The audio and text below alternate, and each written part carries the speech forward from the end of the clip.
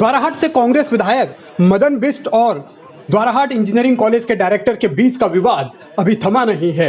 मामला गर्म है, सवाल सियासत से भी जुड़ा है और सवाल हनक से भी जुड़ा है। और इस पूरे मसले पर आने वाले दिनों में क्या क्या होगा उसे लेकर भी अभी कई तरीके के सस्पेंस हैं। लेकिन क्योंकि पुलिस ने मुकदमा दर्ज विधायक के खिलाफ किया है और विधायक की तहरीर पर केस दर्ज नहीं किया है, इसीलिए पूरे मामले को लेकर अब राजनीतिक तौर पर भी सवाल जवाब हो रहे हैं।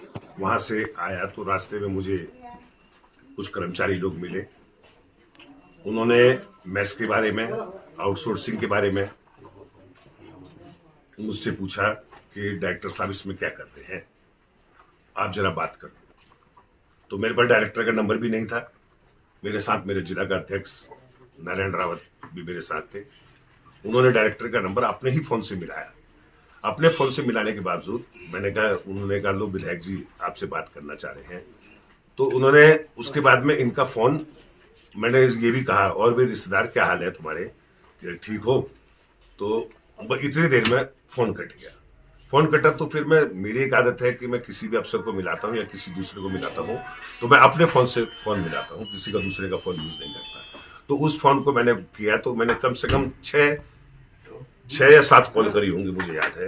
लेकिन डायरेक्टर साहब ने जो है वो अपना फोन उठाया नहीं। तो कांग्रेस विधायक मदन बिष्ट की इंजीनियरिंग कॉलेज के डायरेक्टर से फोन पर बात हुई या नहीं हुई, इसे लेकर भी अब तमाम तरीके के सवाल हैं। विधायक कह रहे हैं कि उन्होंने कई बार कॉल किया, फोन की घंटी बजती रही, फोन रिसीव नहीं किया गया। जबकि दूसरी ओर डायरेक्टर का अपना दावा है। डायरेक्टर की दलील क्या है वो भी आपको जरूर सुननी चाहिए। हमारे एक पीछे यही गाँव में नारायण सिंह रावत रहते हैं। चूँकि वो पहले भी मेरे पास आए थे तो मैं उनका नाम जानता हूँ और उनका नंबर मेरे पास सेव था, क्योंकि इसी गांव के रहने वाले हैं। तो वो आए थे, उनके नंबर से मेरे पास एक कॉल आया। उसमें उन्होंने कहा कि माननीय विधायक आपसे बात करना चाहा। ठीक है, बात करवाइए। तो उसके बाद विधायक जी का कॉल आया।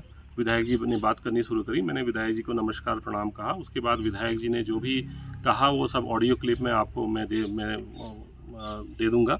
उन्होंने बहुत ही अभद्र भाषा का प्रयोग किया उसमें, उस ऑडियो क्लिप में बहुत ही ज़्यादा अभद्र भाषा का। शायद एक माननीय व्यक्ति से शायद उस भाषा का की एक्सपेक्टेशन नहीं होती है। उस अभद्र भाषा का उन्होंने प्रयोग किया। मेरी बेटी भी पास में बैठी हुई पढ़ रही थी और चूँकि मैं उसमें कुछ बोला भी नहीं मैंने, केवल सुनते रहा। उसके बाद मैंने फ़ोन को रख दिया, काट दिया।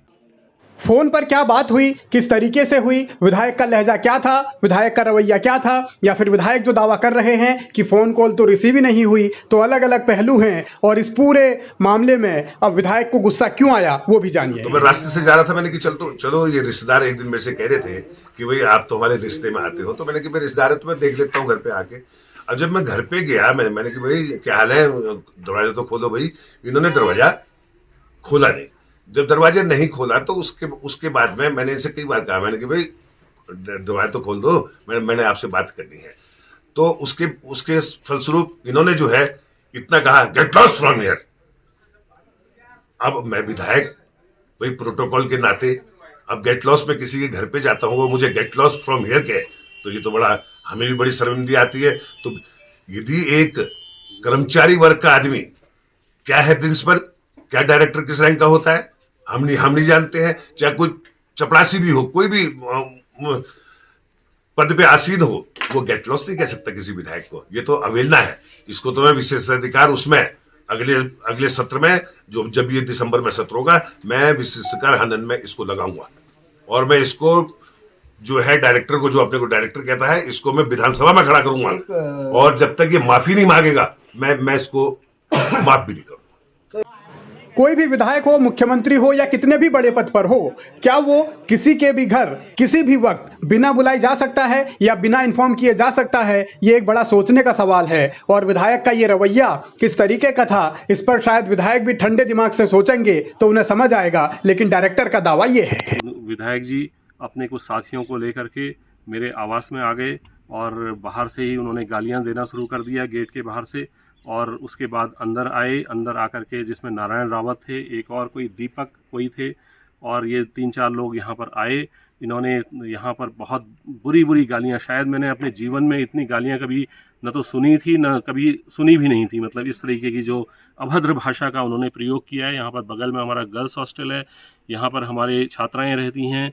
इसके बाद मेरी बेटी अंदर थी 15 साल की, मेरी वाइफ अंदर थी। उसके बावजूद वो बिल्कुल भी, मैंने उनसे कहा भी कि मेरी बेटी अंदर है, रो रहे हैं वो लोग, लेकिन वो बिल्कुल भी नहीं माने और बहुत ही अभद्र भाषा का प्रयोग कर रहे थे। शनिवार की रात 10 साढ़े 10 बजे डायरेक्टर के घर के बाहर या घर पर क्या हुआ, या फिर जो इंजीनियरिंग कॉलेज का परिसर है वहां क्या हुआ, उसको लेकर अपना अपना पक्ष दोनों ओर से आया है। और सियासत यही नहीं थमती, क्योंकि पूरे मामले में अब आने वाले दिनों में भी ये तकरार चलती रहेगी। विधायक कह रहे हैं जब तक डायरेक्टर माफी नहीं मांगेंगे वो पीछे हटने वाले नहीं हैं। डायरेक्टर कह रहे हैं उन्हें जान का खतरा है, बचा लो इस विधायक से। सवाल ये है कि उत्तराखंड में इस तरीके की राजनीतिक संस्कृति आखिर कहां से आ रही है और क्यों आ रही है।